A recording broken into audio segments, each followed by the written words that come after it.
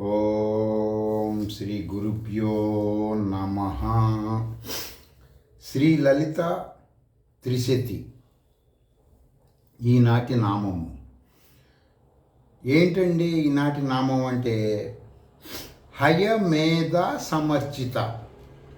హయ మేధ సమర్చిత అంటే ఈ నామము మొదట అర్థము ప్లస్ ఈ నామములో ఒక గొప్ప మహామంత్రము కూడా మహా అనురూపంలో నిగూఢంగా ఉంటుంది. ఇది చాలా గొప్ప శక్తివంతమైనటువంటి లలితా త్రిశతిలో ప్రతి నామము, లలితా సహస్రనామములో ప్రతి నామము మంత్రమే. అయితే అది శ్రీ విద్యా మహాషోడన్యాసం చేసే గురువులకి అవగతమవుతుంది, తెలుసుకోవచ్చు. సరే, కొన్ని ప్రారబ్ధ కర్మలచే స్వయం కృపారాధుల చేత కొంతమంది పురుషులకి పురుషత్వం నశించిపోతుంది. దీని అలంకారం కోసం చెప్తున్నా, మీరు ప్రాక్టికల్గా తీసుకోవద్దు. అలంకారం అంటే మీకు చెప్తున్నా కదా, పలానా అంటే వీడు సింహం లాంటి వాడు అంటే సింహంలాగా ఉండడు, ఆ గుణాలు ఉంటాయి అన్న భావంతో వారిని ఇలాదులు అంటారు. ఎవరిని? ఈ పెళ్ళైన కొంతమందిలో కానీ పెళ్ళి కానీ కొంతమందిలోని వాళ్ళని అందరూ మనుషుల కంటే విభిన్నంగా ఉన్న వాళ్ళని ఆ మాట అంటారు, ఇలాదులు. ఉత్తమ పురుషులుగా ఉండే అది ఒక సబ్జెక్టు. ఉత్తమ పురుషులుగా ఉండే ధర్మరాజు, శ్రీరాముడు, ఇలా కొంతమంది చక్రవర్తులు చాలామంది ఉన్నారు. మీకులాగా పరిచయం ఉన్న పేర్లు అంటే మీకు వాళ్ళు పరిచయం ఉన్న పేర్లు కాబట్టి అవి చెప్తున్నాయి. విడిగా అయితే వేరే చాలా పేర్లు ఉంటాయి అన్నమాట. వాళ్ళు ఈ పేర్లు కలిగిన వాళ్ళు అశ్వమేధ యాగం చేసేవాళ్ళు. ధర్మరాజు చేశాడు, శ్రీరాముడు చేశాడు, హరిశ్చంద్రుడు చేశాడు, ఇదందరూ చేశారు అశ్వమేధ యాగం. లేక చేయటానికి ముందు, ఈ అశ్వమేధ యాగం చేయటానికి ముందు ఈ దేవతని విజయ ప్రాప్తి కోసం కోరుకునేవాళ్ళు. ఎవరైనా సరే ఈ విజయప్రాప్తి కలగాలంటే ఈ దేవత కావాలనేవాళ్ళు. ఈ 1-2 సంఘటనలు ఊరికే మీకు అలంకారం కోసం చెప్తున్నాను. ఈలుడు అనబడే పురుషుడు, అర్థమైందండి? ఈలుడు అనబడే నామరూపం కలిగినటువంటి పురుషుడు అంబికా వనమున ప్రవేశించాడు. ఇప్పుడు ఒక విఐపి ప్లేస్ ఉంటుందండి, ఆ ప్లేస్లోకి వెళ్ళకూడదు, వెళ్తే కాల్చేస్తారు. ఇప్పుడు అమెరికాలో వైట్ హౌస్ ఉంది కదండి, ఆ వైట్ హౌస్లోకి దేవుడు కొత్తవాడు వెళ్ళాడు ఇంకో కాల్చేస్తారు. ఎందుకు కాల్చేవో అడగటానికి కూడా వీల్లేదు కదా, చాలామంది చంపేశారు కదా. అలా ఇంకొక వనము ఉండేది. ఆ వనము, దాని పేరు అంబికా వనము అంటారు. అందులోకి ఎవరు పోకూడదు, ఆ సిస్టమ్ అన్నమాట. అక్కడికి ఈ ఇలాదుడు అనబడే అతను ప్రవేశించాడు. ప్రవేశించగానే స్త్రీ అయిపోతారు అక్కడికి వెళ్ళిన వాళ్ళు ఎవరైనా సరే. మగవాళ్ళు వెళ్తే ఆడవాళ్ళు అయిపోతారు. అప్పుడు శివుడిని ఆరాధించి మళ్ళా పురుషుడుగా మారతాడు. అవన్నీ మంత్రాలకు సంబంధించిన కొన్ని తంత్రాలు, కొన్ని ఔషధాలు ఉంటాయండి. క్లుప్తంగా వివరణ చెప్తారు ఎవరైనా.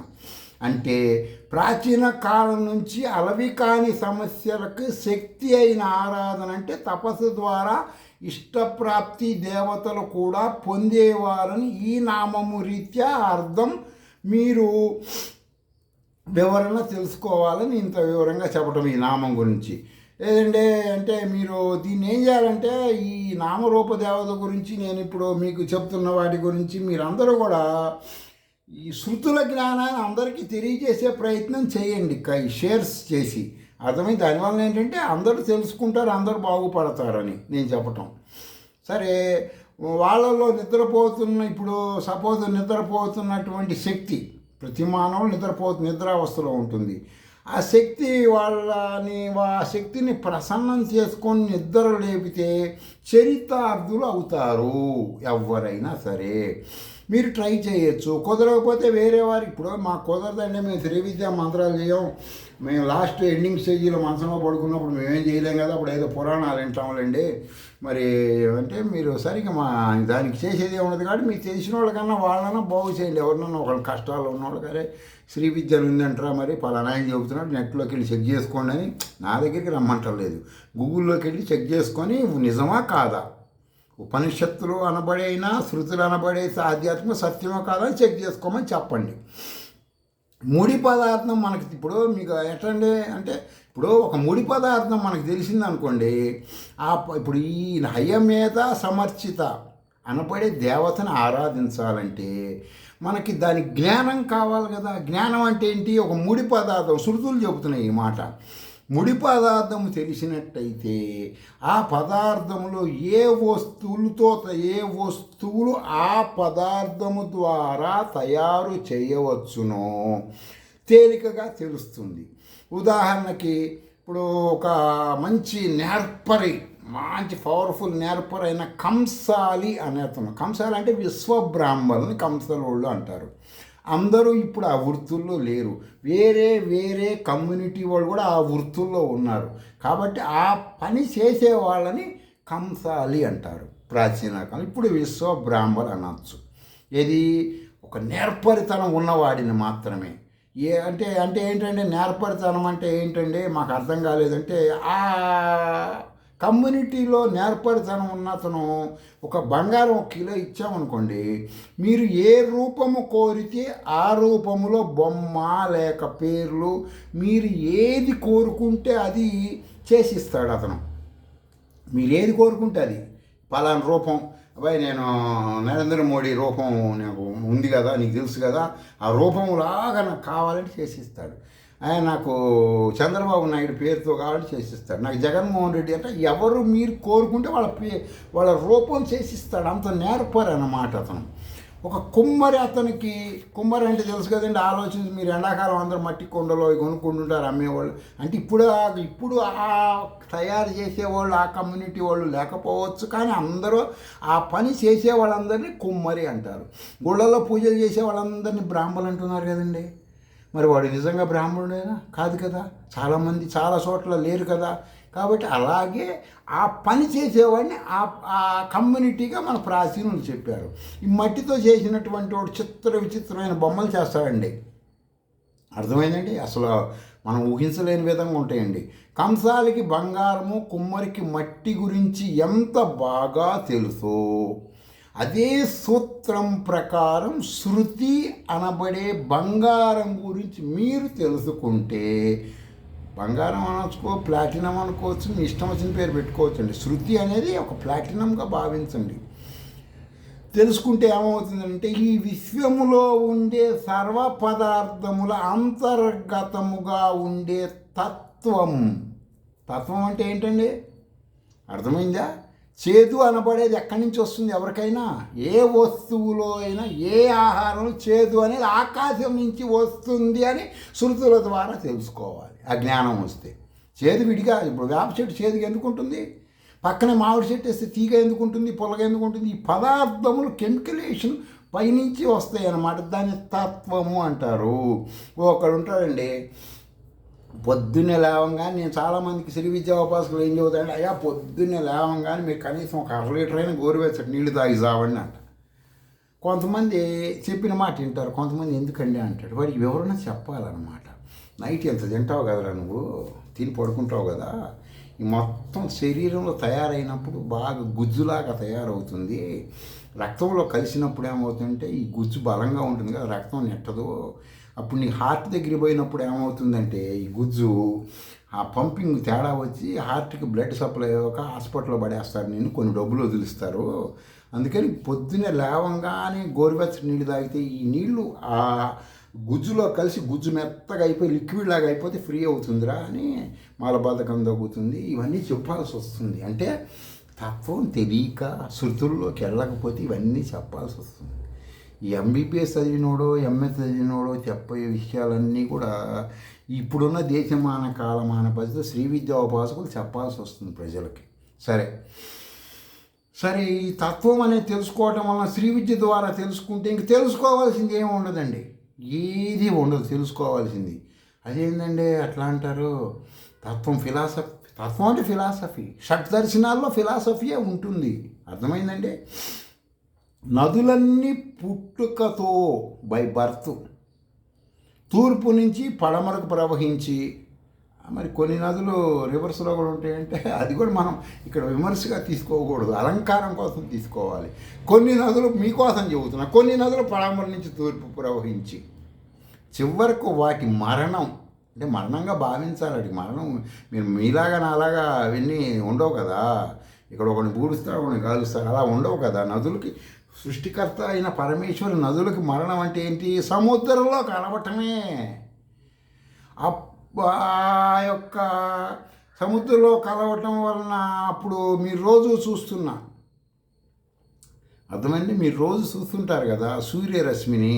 ఇంకా ఆ సబ్జెక్ట్ సముద్రం అయిపోయింది. సముద్రం నదులని పోయి అందులో కలిసినాయి, అటు పేర్లు అయిపోయినాయి. మీరు మళ్ళీ పోయి మీరు స్నానం చేయాలంటే అది కొత్త గంగా నదిగా భావించాలి. పాతది కలిసిపోతుంది, ఏ రోజుకి ఆ రోజు సముద్రంలో కలుస్తుంటుంది. కొత్తది మీరు భూమి మీద అట్ట పుడుతున్నారు, అవి కూడా అట్ట పుడుతూనే ఉంటాయి. ఏ రోజుకి ఆ రోజు భావించాల్సిందే, కనపడే సత్యం కాబట్టి. సముద్రంలో కలుస్తుంది, కనపడుతుంది, అక్కడ నీళ్ళు ఉన్నాయి కనపడుతుంది. అప్పుడు ఏం ఆలోచించాలి? అవి ఈ రోజుకి ఒక గంగగా భావించాలి ఆ పేర్లు. మీరు అర్థమైన నామరూపాలు. సూర్యరశ్మికి ఇంకా మీకు ఇంకా అర్థం కావాలంటే మీకోసం ఇవన్నీ జరిగిన క్రియలు, నా కోసం కాదు, మీకోసం పరమేశ్వరి చేసిన క్రియలు. ఇవి శృతిలో ఉంటే చూసుకోండి. ఇక్కడ ఇడు క్రిస్టియనే, ఇడు ముస్లిమే, ఇడు ఫార్సీనే అని ఉండదు. విశ్వం మొత్తానికి ఒకటే రూల్ ఉంటుంది. పరమేశ్వరి రూల్ ఇస్తుంది. ఇక్కడ నువ్వు ఏది తింటావో ఏది చేస్తావో అనవసర విషయాలు, అవన్నీ కర్మ ఫలితాలుగా భావించాలి. యూనివర్సల్ రూల్ ఒకటే ఉంటుంది. ఆ రూల్ ప్రకారం ఏంటనుకుంటున్నారో, నీ సేఫ్టీ కోసం చేసే రూల్స్ ఇవన్నీ. దీన్ని రాజ్యాంగం అందరి మనుషుల కోసం. ముఖ్యమంత్రికి ఒక రాజ్యాంగం, పోలీసుడికి ఒక రాజ్యాంగం, దొంగకు రాజ్యాంగం, అందరికి కలిపి ఒకటే రాజ్యాంగం ఉంటుంది. దాన్ని అమలు చేసేవాళ్ళు అది వేరే విషయాలు, అవన్నీ వేరే రకంగా ఉంటాయి. సూర్యరశ్మికి నీరు ఆవిరిగా మారి, అర్థమైందండి? మీరు పొద్దున్నే దండాలు పెడుతుంటారు కదా, ఆ సూర్యరశ్మి గురించి నేను మీకు చెబుతున్నా. అంటే ఈ సైన్స్ చెబుతున్నా మీకు. శృతులు అంటే మీరు అందరూ మంత్రాలు అనుకుంటారు. సైన్సు, విశ్వ విజ్ఞాన శాస్త్రం అయినటువంటి వేదాన్ని ఋషులు మీకు అందించింది శృతులు, ఉపనిషత్తులు. మీరు అందులోకి వెళ్ళాలి.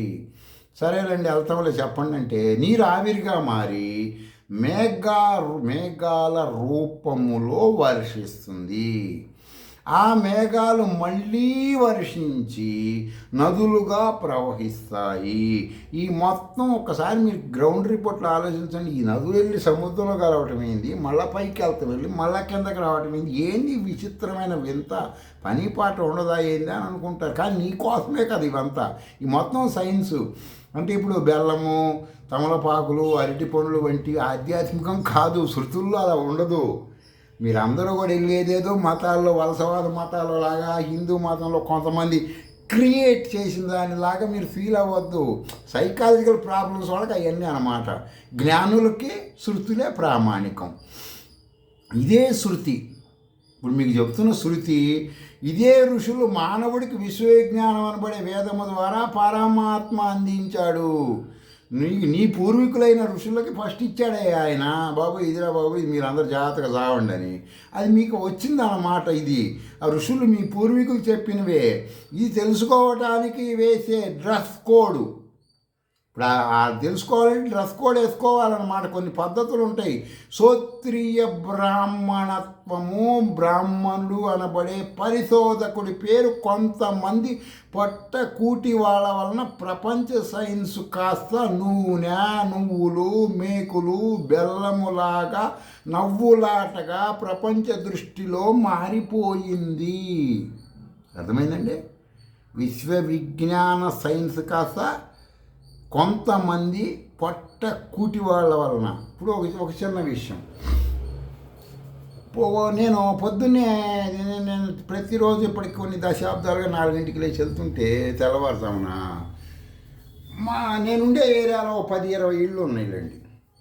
వాళ్ళందరూ వాళ్ళు కొంతమంది ఏం చేస్తారంటే నన్ను చూసి ఇటు తిప్పుకోవడం, లోపలికి వెళ్తాం, బయటికి వెళ్తాం, ఆగుతుంటారు. నేను చాలా ఫీల్ అవుతా, వెంటనే ఫీల్ అయ్యి. ఎందుకంటే మామూలు ఉపాసకుని కాదు కదండి, 50 లక్షల వారాహిలు చేసినోడిని కదా. ఆగిపోయి వాళ్ళు లోపలికి పోయి మళ్ళీ బయటకు వచ్చినా నిలబడతా. మళ్ళీ బయటకు వచ్చినాక వాళ్ళు బయలుదేరకుండా నిలబడితే నేను దగ్గరికి వెళ్ళి, ఏంది మీరు ఆగారు దేనికి, నేను ఎదురొచ్చానా అంటే, అట్ట కాదండి అంటారు. గుర్తుపెట్టుకో, మీరు ఆగితే నేను మిమ్మల్ని తిట్టుకుంటా, యాక్సిడెంట్ కుక్క సాగు కావాలని. అట్లా ఆగబాకండి. ప్రాచీన కాలంలో శవాలని అనేక కులాల వాళ్ళు, అర్థమైందండి, అనేక కులాల వాళ్ళు జంజం వేసుకొని బ్రాహ్మణుడిలాగా విభూతులు పూసుకొని శివాలయాల దగ్గర కూర్చొని చచ్చిపోయిన శవాలను మోసేవాళ్ళు. అందుకే ఒక సామెత ఉంది, పుట్టినప్పుడన్నా ఎవరు లేకపోతే పోయేటప్పుడు నలుగురిని చూసుకోరా అని. దాని అర్థం ఏంటంటే డబ్బులు లేకపోతే వాళ్ళు మొయ్యరు, వాళ్ళకి ఎంత కూలి ఇవ్వాలి. 50 ఏళ్ల క్రితం ప్రతి శివాలయం దగ్గర ఇది ఉంది. అలాంటి బ్రాహ్మణులు అనేక కులములలో బ్రాహ్మణ వేషంలో శవాలను మోసేవాళ్ళు. వాళ్ళు పొద్దున్నే ఎదురొచ్చారనుకో, వాళ్ళు బయటికి రాగానే ఏమనుకుంటా అంటే వాళ్ళు ఎవరు చేస్తారా, మనకి డబ్బులు వస్తాయి అనుకుంటారు. కాబట్టి వాళ్ళు ఎదురొచ్చినప్పుడు లోపలికి వెళ్ళిపోవాలని సామెత, కాళ్ళు కొడుకోమని. ఇప్పుడు అవి లేవు కదా, బాక్సులు వచ్చినాయి కదా, బాక్సుల్లో పెట్టి తీసుకెళ్ళిపోతున్నాడు. మనుషులు ఎవరు అవసరం లేదు, స్విచ్లు నొక్కితే అన్నీ భస్మం అయిపోతున్నాయి. కాబట్టి ఇప్పుడు అలాంటి శకునాలు ఇప్పుడు మీరు చూడకూడదు. చూస్తే హర్ట్ అవుతారు. హర్ట్ అయ్యి తిట్టుకున్నారు అనుకో, ఏ పుట్టలో ఏ పాము తెలియదు, తలకాయలు ముక్కలు అవుతాయి, ఒకసారి యాక్సిడెంట్లు అయ్యి ఇవన్నీ చెబుతుంటాను నేను ఎవరికైనా సరే, తెలియదు కాబట్టి. నేను చాలామంది అంటారు మీరు అట్లా కుండబాటులో కొట్టినట్టు మొహం మీద చెబుతారంటే, వాడేదో అనుకుంటాడని శృతులు విరుద్ధంగా నేను ప్రవర్తించలేనుగా. నేను బ్రాహ్మణుణ్ణి, శృతులు అంగీకరించిన బ్రాహ్మణుని, శ్రోత్రియ బ్రాహ్మణుణ్ణి. అర్థమైందండి? శవాలు మోసే పొట్టకూటి బ్రాహ్మణుని కాదు కదా.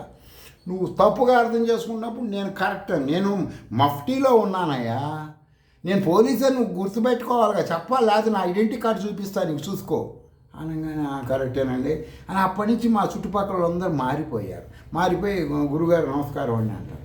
అదనమాట. కాబట్టి మీరందరూ కూడా మంత్రం చేసేవాళ్ళు ప్రజలకి నిర్భయంగా ఏదైనా చెప్పాలి. శాస్త్ర విషయంలో ఊగిసలాడ ధోరణి పడకూడదు. 1 సారి 2 సార్లు 3 సార్లు అనమాట, ఖచ్చితంగా చెప్పాలి వాళ్ళకి. శాస్త్రం చెబితే కదా తెలిసేది. సరే, ఇంకా అది సరే, ఆ తర్వాత సంగతి సరే. కొంతమంది ఈ ప్రపంచ దృష్టిలో ఈ నువ్వులు కొబ్బరి వీటి వలన నాశనం చేసుకుంటున్నారు. ఎప్పుడైనా మీకు మర్మము అర్థమైందండి? మర్మం అంటే ఏంటి? జ్ఞానము. జ్ఞానం అంటే ఏంటి? రహస్యము. అది మనసు తెలిస్తేనే ఏదైనా మర్మం తెలుస్తుంది. మనో ప్లస్ దేవత, మనసులో దేవత తెలుస్తుంది. సరే, విషయానికి వద్దాము. అలాగే ప్రాణం ఉన్నంత వరకు కూడా నేను మనిషిని, నేను మగ మనిషి, నేను ఆడ మనిషిని, నేను నంపుశకుణ్ణి, అది పులి, ఇది మేక, ఈ విధంగా మీరందరూ అనుకుంటూ కర్మలు చేస్తూ ఉంటారు. అర్థమైందండి? మీరు ఈ విధముగా సుఖ దుఃఖాల కొరకు, అర్థమైందండి, మీ సుఖ దుఃఖాల కొరకు ధరించిన ముసుగులు అనబడే శరీరము మీలో, మీ శరీరం లోపల, మీ బాడీలో హయమేధ సమర్చిత అనబడే శృతి ప్రామాణికమైన దేవత ప్రాణ రూపములో ఉంటుంది, హంసలాగా. అది మీరు ఎప్పుడైతే అది తెలుసుకొని చక్కగా ఫాలో అవుతారో, ఒక కాలు బయట ఒక కాలు లోపల పెట్టి హంసలాగా ఉంటుంది. మీరు కరెక్ట్గా ఉన్నారనుకో జాగ్రత్తగా ఉంటుంది, కరెక్ట్గా లేరనుకో రెండో కాలు కూడా బయట పెడుతుంది, తీసి బయట పారేస్తారనమాట. అప్పుడు మీ నామరూపాలు ఉండవు, మీరు కోల్పోతారనమాట. మిమ్మల్ని పూజించిన వాళ్ళే మిమ్మల్ని ద్వేషిస్తారు. మీ ఎదురుగుండా సంకలు గుద్దుకుంటారు, అబ్బో నా మొగుడు చాలా టాప్ అండి అందరికీ చెప్పి దిగుదాగా ఇటు సస్తున్నాను, తలకాయ నొప్పి పుట్టేది, శాడిష్టం ఉండా కొడుకు అంట. పెళ్ళాన్ని మొగుడు అంటాడు, మొగుడిని పెళ్ళాన్ని అంటాడు, తల్లిని తండ్రి కొడుకు అంటాడు, కొడుకుని తండ్రి. ఈ విధంగా మీరు వచ్చిన తర్వాత ఇదే అంటారు అన్నమాట. మీరు అప్పుడప్పుడు కొంతకాలం మాత్రమే గుర్తుంటారు వాళ్ళకి. ఇది ఇంకా కాస్త శృతుల జ్ఞానం 100 సంవత్సరానికి ఒకసారి గుర్తుపెట్టుకుని అంత పిండం కుక్కలుగా ఉన్న కాగులుగా పెడుతూ ఉంటాడు, జ్ఞాపకార్థం. ఎక్కువ మంది గుర్తుపెట్టుకోరండి, తీసి అవతల పారేస్తారు. ఫోటోలు కూడా పెట్టుకోవట్లే ఎవరు. ఈ ప్రవచనకారులు ఫోటోలు పెట్టుకోవాకండి, మీకు ప్రేతాలై పట్టుకుంటారు వాళ్ళు అని చెప్పి భయపెట్టేసి వాళ్ళకి ఫుడ్ కోసం అనమాట ఏదో ఒకటి చెప్పాలి కాబట్టి తీపిచ్చేస్తున్నారు. సర్వప్రాణుల్లో ఉన్న జీవాత్మలు ఆ పరమేశ్వరి యొక్క రూపాలే. మీ బాడీ గురించి నేను చెప్పట్లేదండి, మీ బాడీయో డ్రెస్సులు వీటి గురించి చెప్పట్లే. మీలో శంకరాచార్య చెప్పారు చూడండి, ఏమని చెప్పాడు? అనురూపములో పరమేశ్వరి ఉంటుంది, ఆమె మహానురూపములో ఉంటుంది.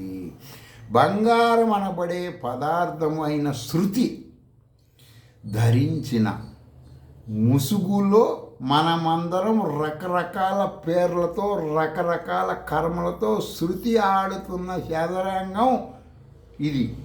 మీరు వేదములో ఉన్న మంత్ర సూక్తములు శబ్ద అర్థ జ్ఞానముతో వింటూ ఉంటే మీకు ఆ విషయం అర్థమవుతుందండి. నేను చెప్పేది శృతి అనబడే గోల్డ్ ఉందండి. శృతి అనబడే ఒక బంగారం. ఆ బంగారం వచ్చేసి ఆ బంగారం శృతి అనబడే మా బ్రహ్మోపనిషత్ పరబ్రహ్మ స్వరూపిణి ఈ ఆకారాలు చేస్తుందన్నమాట. ఒక కంసలాతం చేత ఈయన ముఖ్యమంత్రిగా, ఈయన ప్రధానమంత్రిగా, ఈయన కూలోడుగా, ఈయన టీ మాస్టర్గా, ఈయన దోశ మాస్టర్గా ఇలా రకరకాల బొమ్మలు చేస్తుంది. చేసి ఆ బొమ్మల్లో వచ్చేసి విభో అంటాడు శంకరాచార్యులు వారు. ఆ పరమేశ్వరి మహావిభో అనమాట. పెద్ద రూపం అనమాట. ఇందులోకి వచ్చేసరికి గేమ్ లాగా ఇందులో ఆమె రాగానే ప్రాణం వస్తుంది కదా, క్యార్ అని పిల్లవాడు ఏడుస్తుంటాడు. అబ్బో ఆమె ఎంటర్ అయినట్టే.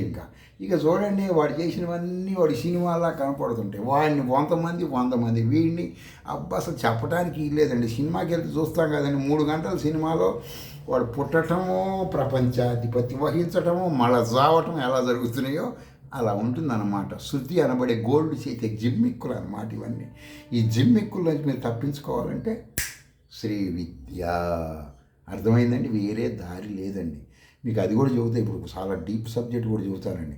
దీన్ని ఫార్వర్డ్ చేయండి, అందరికీ అందించండి, ప్రజల్ని ఎడ్యుకేషన్ చేయండి. అర్థమైందా?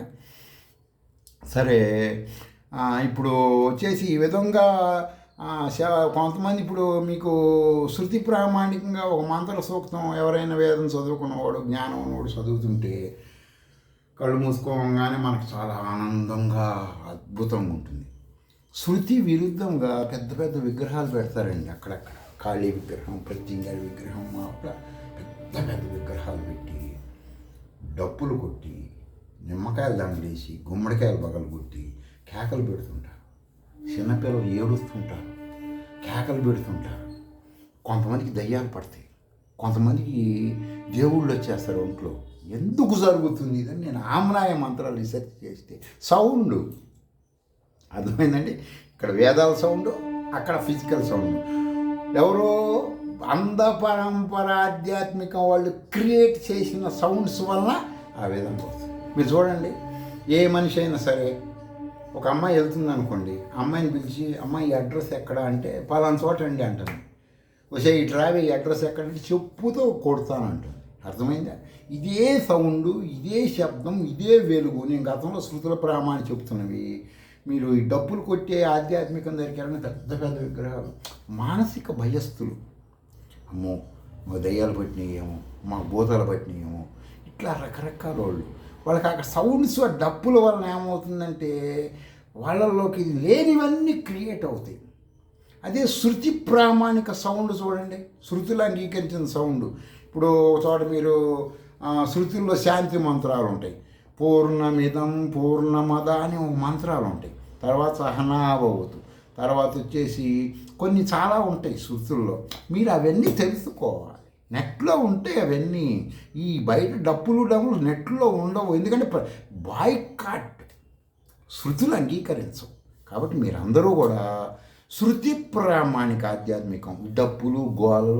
తిరుమల వెళ్ళండి, ఎక్కడైనా కొండల మీద కూర్చోండి, ఓం నమో నారాయణాయ, ఓం గోవిందాయ, ఇలా శృతి ప్రామాణిక సౌండ్స్ చూస్తుంటే కళ్ళు మూసుకోగానే అలౌకికమైన మనం ప్రశాంతత వస్తుంది.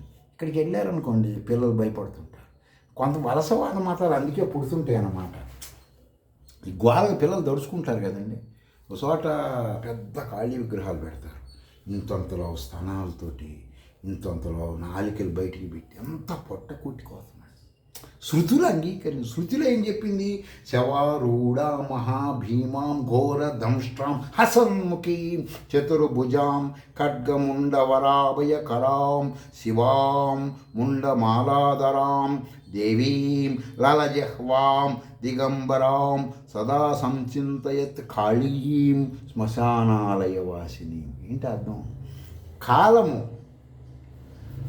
బిఫోర్, బిట్వీన్, ఆఫ్టర్ దానిని ఖాళీ అంటారు. దిగంబరంగా ఉంటుందంటే కాలం నైట్ పూట నీకు మొత్తం చీకటికి ఉందంటే దిగంబరంగా ఉన్నట్టే కదా. దాన్ని నువ్వు ఖాళీగా స్త్రీ అంశగా నువ్వు భావిస్తున్నావు. కొంతమంది కాలుడు పురుషుడు దిగంబరుడు భావిస్తున్నారు. అర్థమైందండి? కాలం దిగంబరంగానే ఉంటుంది కదా. దాన్ని బొమ్మగా చేసి పట్ల కూటి వాళ్ళు ప్రజలని పరంపరకి పంపిస్తున్నారు. శృతుల విరుద్ధముగా ఉపనిషత్తులకు వ్యతిరేకంగా. దీన్ని ఖండించాలి మీరందరూ కూడా. అర్థమైందండి? శృతిలో చెప్పింది ఏంటి? ధ్యాన శ్లోకం ఏంటి? శబ్ద అర్ధ జ్ఞానము వ్యాకరణ నిరుక్త ప్రామాణికముగా మీరు తీసుకోవాలి. అంతేగాని నిమ్మకాయ దండి ఏంటండి పిచ్చిపోను. ఎప్పుడు చేయాలి ఇవన్నీ? బాల్య అవస్థ ఆధ్యాత్మికం అప్పుడు చేసుకోవాలి. ఎందుకు? వీడు ఇప్పుడు కొంతమంది ఉన్నారండి, బాల్యావస్థలు నేరాలు చేస్తారు. వాళ్ళు ఏం చేస్తారండి? పెద్దవాళ్ళలా తీసుకెళ్ళి ఉరేస్తారా? వాడు చేసిన నేరం చేయరుగా. ఏమంటారు? వాడిని తీసుకెళ్ళి బాల నేరస్తుల శిక్షణా శిబిరంలో పెడతారు. ఎందుకు పెడతారు? వాడిని బాగు చేయాలని చెప్పి. అర్థమైందండి? అట్లాగే బాల్యావస్థలో ఈ గుళ్ళు గోపురాలు తీర్థాలు మఠాలు పీఠాలు తిప్పుతుంటే వాడికి ఇట్లా జ్ఞానం వస్తుంది. ఆ తర్వాత వాడికి నేనే సోమా, నేనే నీవు అది అయి ఉన్నావు. అర్థమేనండి? మనోక్షేత్రంలో పరమేశ్వరి శంకరాచార్యులు చెప్తున్న మహావిభో బ్రహ్మసూత్ర భాషలు ఉంటాయండి. తర్వాత వచ్చేసి దీనికి నేను చిన్న సైన్స్ పరంగా కూడా చిన్న మీకు ఒక వివరణ చెప్తున్నాను. ఏంటంటే ప్రపంచ వరల్డ్ సైన్స్ ప్రామాణిక సూత్రం ఒకటి ఉందండి. మీరు తెలుసుకొని ప్రతి ఫలిత జ్యోతిష్యం, ప్రతి సిద్ధాంతి, ప్రతి మఠాధిపతి, ప్రతి పీఠాధిపతి, ప్రతి ప్రవచనకారుణ్ణి వెళ్ళి మీరు ఇది అడగాలి. అడిగి తెలుసుకోవాలి. ఏంటంటే ఏం అడగమంటారండి మమ్మల్ని అంటే, మన నోబెల్ బహుమతి లాంటి సైన్స్ జ్ఞానం ఉన్న వాళ్ళలో బార్డెన్ ఆఫ్ ప్రూఫ్. మీరు నెట్లోకి వెళ్ళి నేను చెప్పింది కొట్టాలి. మీరు కొడితే మీకు అన్నీ బయటకు వస్తాయి. అంటే ఏదైనా ఒక అతిమానుష శక్తి ఉంది అని చెప్పిన మనిషి ప్రూఫ్ చూపించాలి వాడు. నేను చెప్తున్నాను కదండి. ఇప్పుడు మీకు నేనేం చెప్తున్నాను? శృతులు ఉపనిషత్తులోకి వెళ్ళండి. సౌండు మిమ్మల్ని ఆ అమ్మాయి పరంగా కానీ వేరే పరంగా చెప్తున్నాను. శబ్దం అర్థం బ్లాస్ట్ ఇది శృతులు చెబుతున్నాయి అన్న. దీన్ని మీకు ప్రూఫ్ చూపిస్తున్నా. ఎట్లా చూపిస్తున్నాను ప్రూఫ్? మీరు ఒక ఫోకస్ చేయండి. ఒక ధూమ్రవారాహి మంత్రం తీసుకోండి. ఓం ధూమ్ ధూమ్ మృత్యు దుమే ధూమ్ ధూమ్ కాల దుమే ధూమ్ ధూమ్ ధూమ్రవారాహి హుం ఫట్ శబ్దం అర్థం వాట్ ఈజ్ వాట్ అని తీసుకోండి. మీ సైన్స్ ఏం చెప్తుంది? నువ్వు దేని గురించి తీవ్రంగా ఆలోచిస్తావో అది నీవు అయిపోతావు సోమా. అర్థమైందండి? నువ్వు ఈ ధూమ్రవారు, అందుకే ఈ మంత్రాలు చేసేవాళ్ళని ఏమంటారు? గృహస్థులు చేయకూడదు.